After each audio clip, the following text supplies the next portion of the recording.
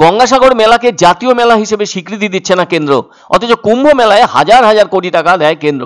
সোমবার গঙ্গাসাগর মেলায় এসে কেন্দ্রকে কটাক্ষ করলেন রাজ্যের মুখ্যমন্ত্রী মমতা বন্দ্যোপাধ্যায়। তিনি বলেন, অনেকবার বলেছি গঙ্গাসাগর মেলাকে জাতীয় মেলা হিসেবে ঘোষণা করতে, কিন্তু ওরা করেনি। মমতা বলেন, কেন্দ্রীয় মন্ত্রী কথা দিয়েছিলেন এখানে সেতু করে দেবেন, দেননি। বুড়িগঙ্গার ওপর গঙ্গা সেতুর প্রয়োজন আছে, ডিপিআর হয়ে গিয়েছে, আবার টেন্ডারও হয়ে গিয়েছে। সেতুটি গড়তে 1,500 কোটি টাকা লাগবে, 2-3 বছরের মধ্যে সেতু তৈরি হয়ে যাবে। অন্যদিকে তিনি বাংলাদেশ থেকে মুক্ত হয়ে ফেরত আসা 95 জন মৎস্যজীবীকে সম্বর্ধনা দেবেন বলে গঙ্গাসাগরে আসতে বলেছেন।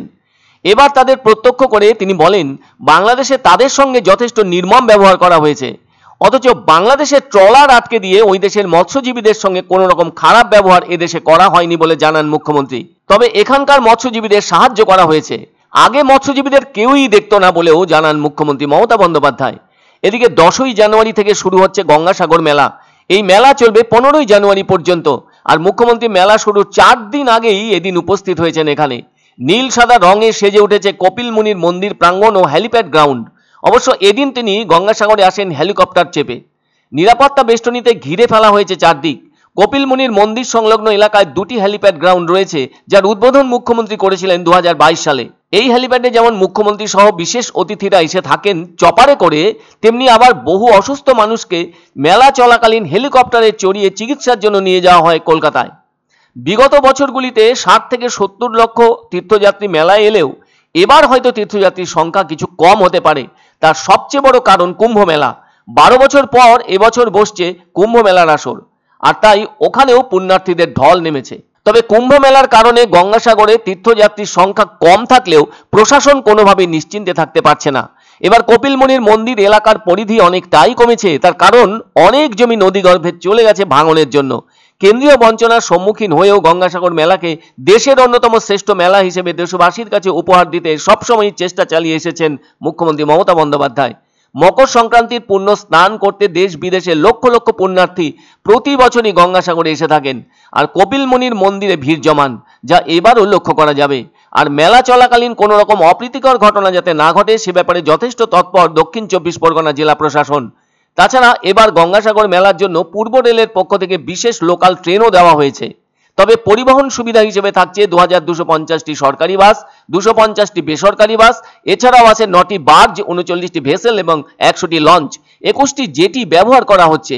9 থেকে 17ই জানুয়ারি পর্যন্ত মেলায় আসা পুণ্যার্থীদের জন্য 5 লক্ষ টাকা করে বিমা করা হচ্ছে। পুণ্যার্থীদের জন্য সিঙ্গল টিকিটেরও ব্যবস্থা হয়েছে। থাকছে ফগ লাইটের ব্যবস্থা। ভলান্টিয়ার ছাড়াও 12,000 পুলিশও থাকছে। আর মেগা কন্ট্রোল রুম থেকে 24 ঘন্টার নজরদারিও থাকছে। 1150টি সিসিটিভি ক্যামেরা লাগানো হয়েছে। পর্যাপ্ত পরিমাণে টয়লেটেরও ব্যবস্থা করা হয়েছে। সব তীর্থ বারবার গঙ্গাসাগরে একবার, কারণ কুম্ভ মেলায় কেন্দ্রীয় সরকার হাজার হাজার কোটি টাকা দেয়, আর গঙ্গাসাগর মেলাতেও 1 কোটির বেশি লোক আসে। বারবার আমি বলেছি এটাকে জাতীয় মেলা ডিক্লেয়ার করতে, কিন্তু আজ পর্যন্ত করেনি।